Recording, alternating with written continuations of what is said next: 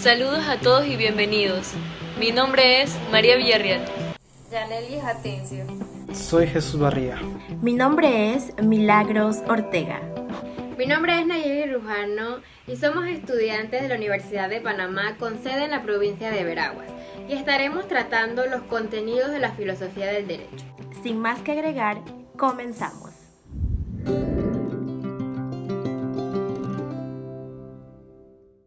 La filosofía del derecho es una rama de la filosofía que tiene como objeto de estudio el ser del derecho con respecto al espíritu del hombre en determinado tiempo y lugar. La misma abarca la visión total del fenómeno jurídico en búsqueda de las condiciones morales, lógicas e históricas que hacen posible el derecho. En este video estaremos abordando el contenido de la filosofía del derecho, que en un sentido amplio trata de aglutinar el estudio filosófico no solo de la norma jurídica positiva, sino de todas las corrientes de pensamiento que sirven de fundamento propio al derecho, entendido como el orden normativo e institucional de la sociedad. La teoría del derecho, la ontología jurídica, la vigencia del derecho, el Estado de Derecho, la política, la ética, los límites de poder, la teoría de la ciencia jurídica, la lógica jurídica, la teoría de la justicia, los valores y derechos fundamentales. Son algunos temas que estaremos abordando en este video. Míralo hasta el final.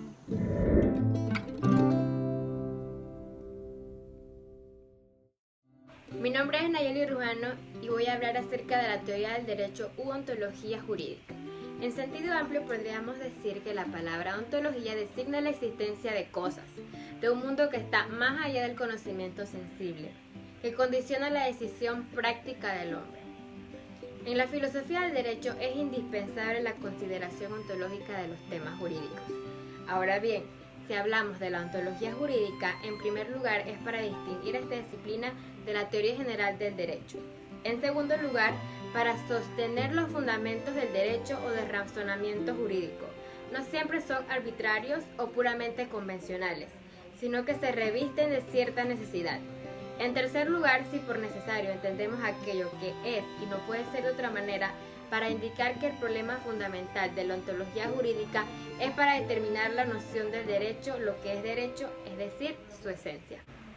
Es muy importante destacar, desde la ontología jurídica habrá que estudiar el ser del derecho, tener una comprensión totalizadora del sentido del derecho en el mundo, en la realidad humana y social. El problema ontológico es fundamental y básico para la filosofía del derecho, pues lo que en principio y en forma prioritaria hay que tratar de resolver es el problema de la realidad del derecho, lo que el derecho es en realidad. Ahora hablaremos de la fuerza y poder. La fuerza es el poder utilizado violando su significado social, que se ha utilizado así por lo común no debería ocultarnos su carácter tiránico. Y la tiranía para Thomas Hobbes, el gran defensor del poder soberano, no es sino la soberanía desagradable. Por su parte, el poder más que un fenómeno de hecho es un fenómeno normativo, es una fuerza legítima, es una fuerza establecida o reconocida por los valores, las creencias y las normas de la sociedad en que se ejerce. Las tres formas de poder. Poder de hecho, aquel que se ejerce respondiendo a los valores vigentes en el grupo, pero no necesariamente te coincide con las normas o no tiene su base de ejercicio en ellas por lo menos. Segundo, poder personal. Es aquel poder que reside en una persona. Esto significa que determinado individuo, por sus características especiales, es visto y aceptado en el grupo como aquel que debe detentar el poder. Y por último, el poder de derecho. Este poder reside en una institución que por contrapartida, con el anterior, este sí es estable y tiene continuidad y no desaparece. Y en relación con el primero, este es un poder fundado en el derecho. En esta situación, el titular debe poder desaparecer, pero el poder se tiene que dar o transmitir a otro. Ya para finalizar el tema de fuerza y poder, la autoridad y la fuerza son elementos del poder político. Tienen que combinarse sabia y acertadamente entre sí para constituir un poder de derecho que hablamos antes. Es evidente que una sana vida política, el elemento fuerza debe subordinarse siempre, tanto en el orden de la intención como en el de la ejecución. El elemento cualitativo y valioso de la autoridad, pero en la práctica quedará siempre a la prudencia y buen juicio del gobernante, determinar cuándo ha de usar más de una que de la otra. Ahora hablaremos de la validez y vigencia del derecho. Con base en esta tesis es común encontrar la expresión validez, referida a estas normas que en conjunto integran el orden jurídico, por lo cual se dice que cada una de las normas que pertenecen a un orden son válidas. A esto me refiero, que me parece que es necesario agregar algo más, pues como bien dice Bobbio, frente a cualquier norma jurídica podemos plantearnos tres problemas distintos. Número 1, si es justa o injusta. Número 2, si es válida o inválida. Y número 3, si es eficaz o ineficaz. No puede hablarse de existencia del derecho si no se da en realidad de una vida social un mínimo coherente de comportamientos ajustados a sus normas.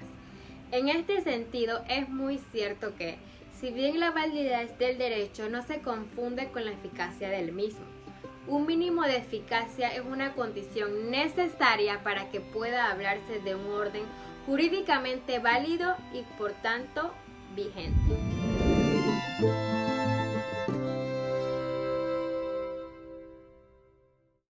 Mi nombre es Yanelis Atencio, me corresponde hablar del Estado de Derecho y otros puntos muy importantes.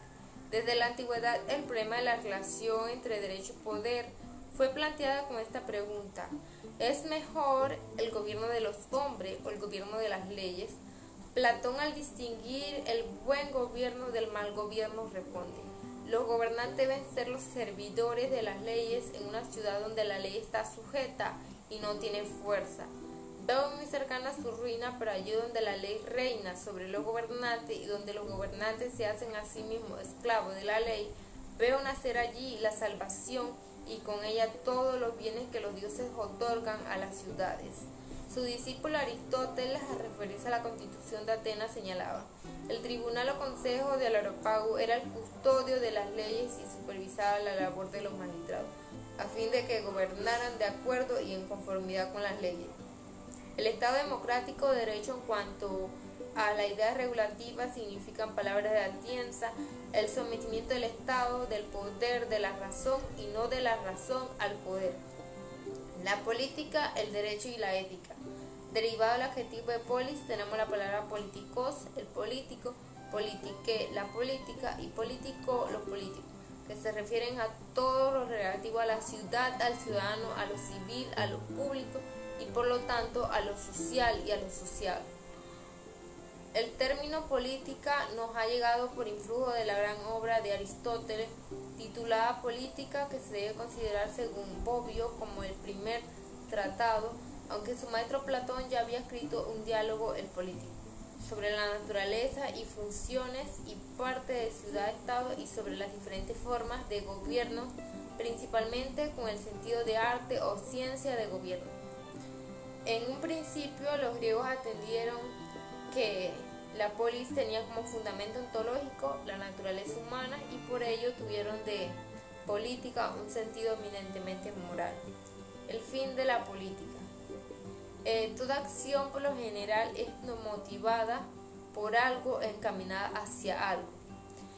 Si por política entendemos una actividad realizada por un hombre, luego de haber una razón o muchas para realizarla, en toda actividad hay algo común y esta es la política de manera particular, que es la exigencia fundamental de que debe existir una correspondencia real, clara, entre el fin que se pretende alcanzar y los medios utilizados para ello. La política y el derecho. Han existido y existen muchos intentos por definir al derecho, como lo pusimos en el capítulo anterior. Todo ello, por supuesto, de índole descriptiva, dado que es imposible hacerlo por género próximo y diferencia específica, es decir, dar de él una definición esencial. Por lo tanto, si por derecho entendemos el orden normativo que impone un determinado comportamiento o que regula la conducta de un grupo organizado de hombres, la política tiene que ver con él, sostiene Bobbio, desde dos puntos de vista.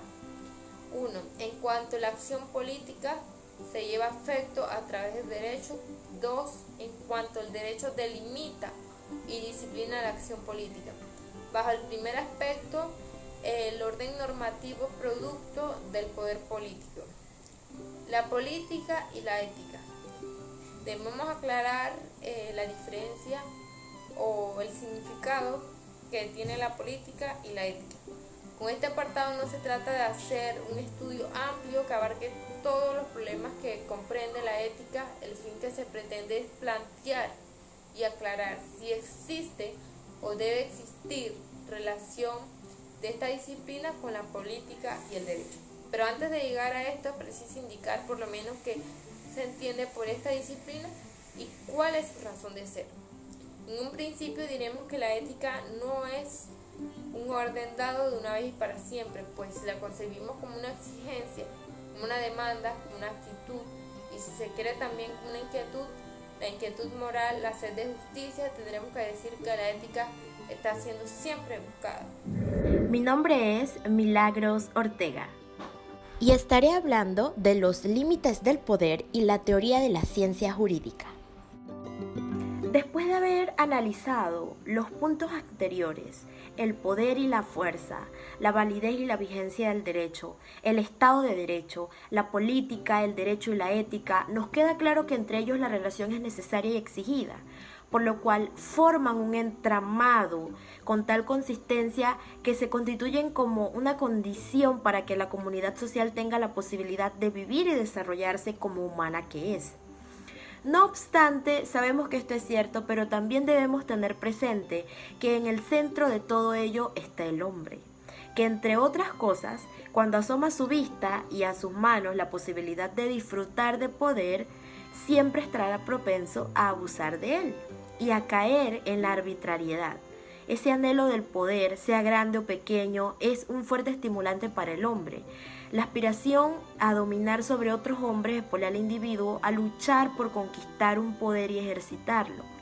Y esos probables efectos del poder sobre aquellos que lo ejercen, tal como dijo Lord Acton en un famoso acerto, el poder tiende a corromper, el poder absoluto corrompe absolutamente. Y como dijo Alexander Hamilton, los hombres aman el poder, y con esto él coincide en la frase anterior.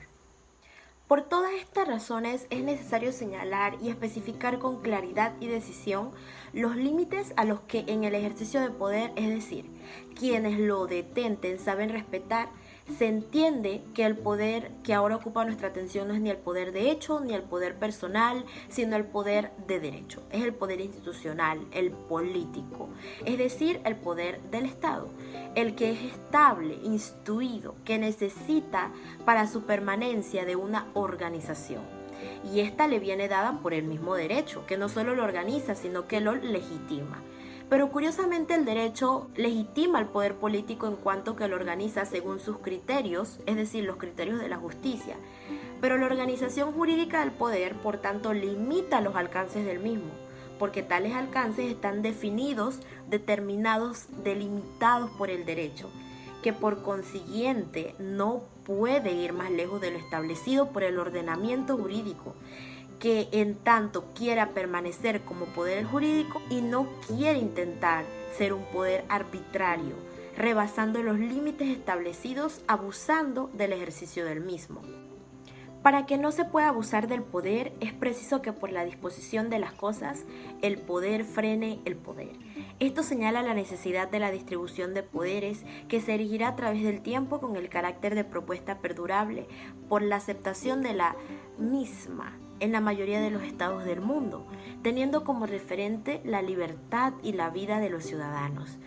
Todo esto estaría perdido si el mismo hombre, el mismo cuerpo de personas principales, que ya sean nobles o del pueblo, ejerciera los tres poderes principales, que son hacer las leyes, ejecutar las resoluciones públicas y juzgar los delitos.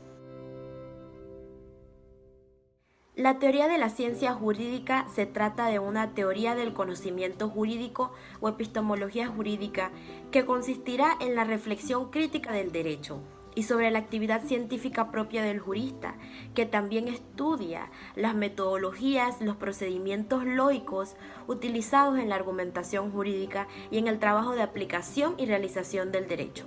Es parte de la filosofía del derecho y por ello tiene un carácter crítico en relación con el saber jurídico. Esto supone que analiza lo que hace la ciencia jurídica y construye su teoría, es decir, se orienta, se fundamenta, se justifica, se prescribe en relación con los métodos más adecuados para conocer la realidad del derecho.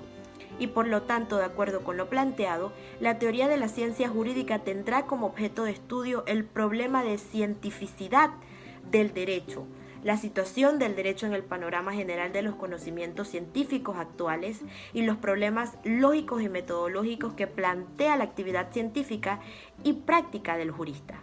Al hablar de la ciencia jurídica nos referimos a una verdadera ciencia, que por supuesto posee objeto propio de carácter científico y método propio. Sabemos que toda ciencia, todo saber, tiene como punto de partida y se origina en lo real, en lo que existe, es decir, se fundamenta en la experiencia. Por lo mismo, el derecho será objeto de ciencia siempre y cuando pueda ser objeto de experiencia. Cualquier mente sana, quiero decir, sin prejuicios de ninguna índole, entiende que el derecho en la realidad es lo que es el derecho. Pero al constituirse en objeto de estudio de la ciencia jurídica, ésta tendrá como objetivo el conocimiento de su contenido. Así las cosas, la ciencia jurídica tendrá siempre como objeto algo de experiencia, ya que el derecho positivo es algo real. Por tanto, podemos decir que la diversidad de objetos que existen brota de la diversidad de las ciencias que lo estudian. Pues bien, esa multiplicidad de objetos integran la realidad, en la cual la filosofía encuentra los siguientes reinos. Primero, el reino de lo sensible. En él se encuentra lo inorgánico y lo orgánico, que es lo propiamente conocido como la naturaleza. Segundo, el reino de lo no sensible. En este se encuentran las leyes lógicas, los seres ideales, los valores. Por exclusión podemos decir que en ninguno de estos dos se encuentra el derecho, por lo que hay que buscarlo en un tercer reino. Este es el de la cultura, lo histórico y espiritual.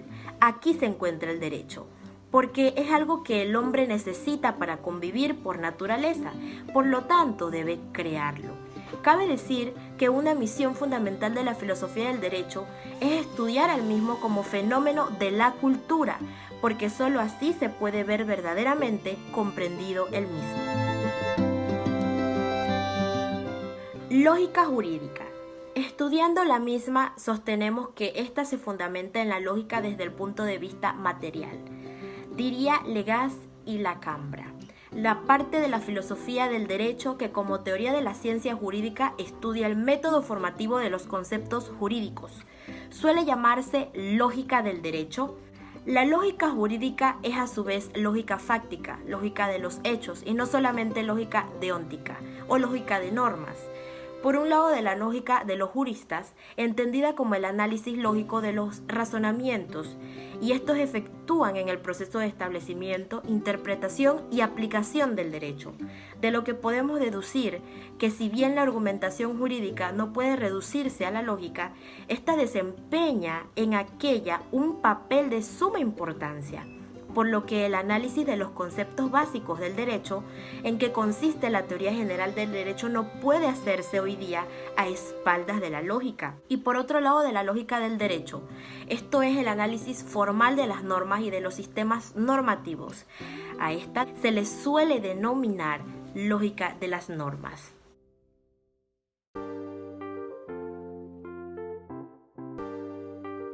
Mi nombre es Jesús Barría y vengo a hablarles del capítulo de la misión de las ciencias jurídicas.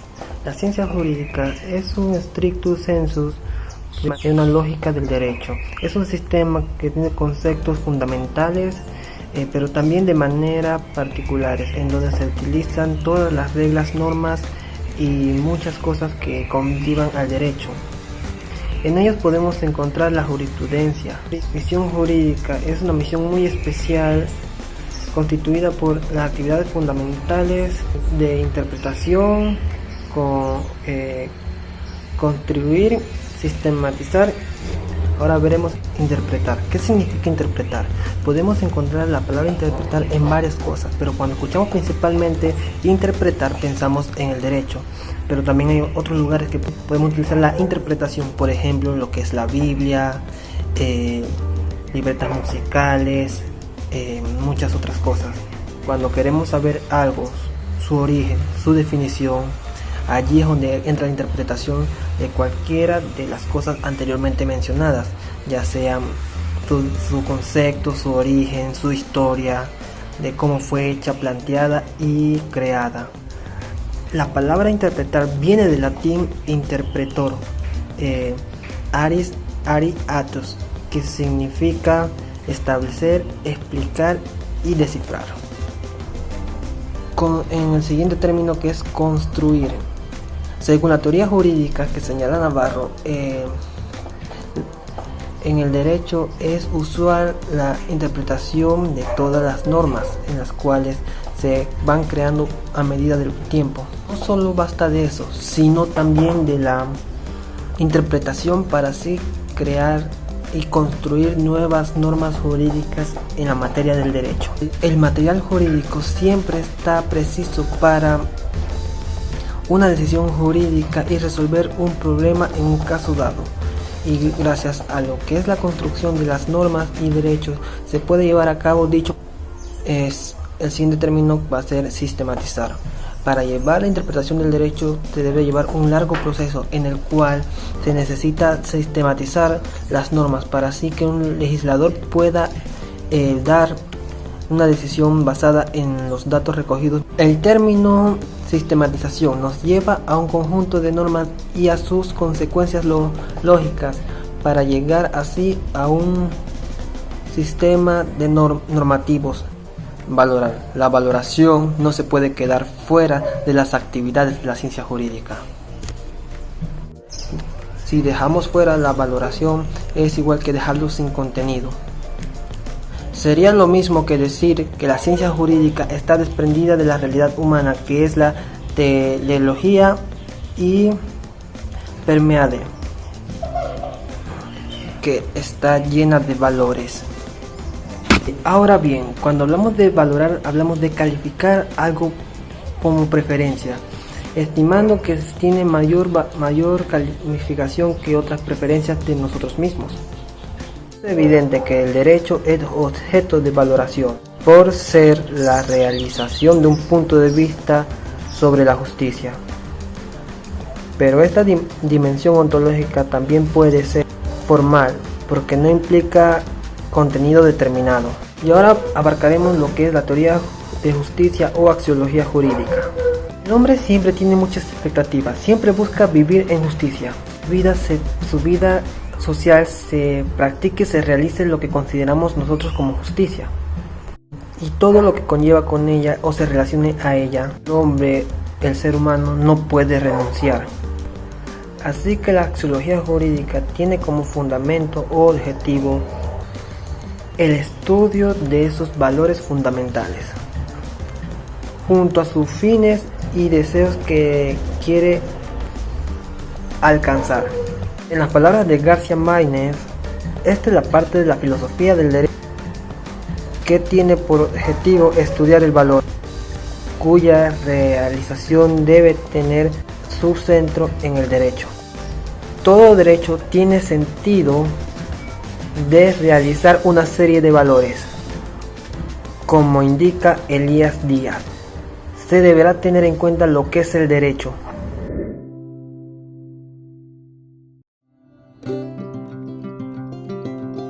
Soy María Villarreal y le voy a hablar sobre los valores y los derechos fundamentales. Es muy importante que estudiemos los valores, específicamente en nuestra carrera, porque son muchos de los fundamentos que estudiamos, como la justicia. El término valor tiene muchas definiciones, como el precio de una mercancía, la bolsa de valores, cuando se dice que algo es valioso, que una persona tiene valor para realizar algo muy complicado, pero el valor que vamos a estudiar es en su sentido moral. Ahora les voy a explicar la jerarquía de los valores. Hay diferentes tipos de valores, como los valores infrahumanos, que son los que no valen formalmente para él, ejemplo la sensibilidad, los valores inframorales, que son los que su ejercicio tienen facultades específicas, ejemplo, la razón y la voluntad. Los valores morales, que son los que siempre son bien usados, correctamente usados, ejemplo, la honestidad, la amistad, y los valores religiosos, en los que interviene una divinidad, un Dios, ejemplo, la fe. Los valores son extrínsecos e intrínsecos al derecho. Como elementos extrínsecos, permiten la crítica al derecho y evalúan la legitimidad del derecho positivo, y como elementos intrínsecos se incorporan al orden jurídico para orientarlo hacia determinados fines. Todo ordenamiento jurídico expresa un sistema de valores. Estos son proyecciones de la conciencia del ser humano al mundo externo que representan preferencias que son producto de determinadas condiciones sociales e históricas. Para la filosofía jurídica contemporánea, los valores tienen fundamento racional e empírico y no metafísico, porque se definen y fundamentan en el consenso racional de seres humanos que conviven en una sociedad abierta y democrática. Entre los principales valores jurídicos que permiten la crítica al derecho positivo y que orientan la creación e interpretación y aplicación de las normas, podemos mencionar a varios: la justicia, la dignidad, la libertad, la igualdad, la solidaridad, la seguridad y el bien común. Los derechos fundamentales. Ningún principio tiene una importancia más central en la idea democrática que el de la limitación del Estado, que debe respetar los derechos humanos fundamentales.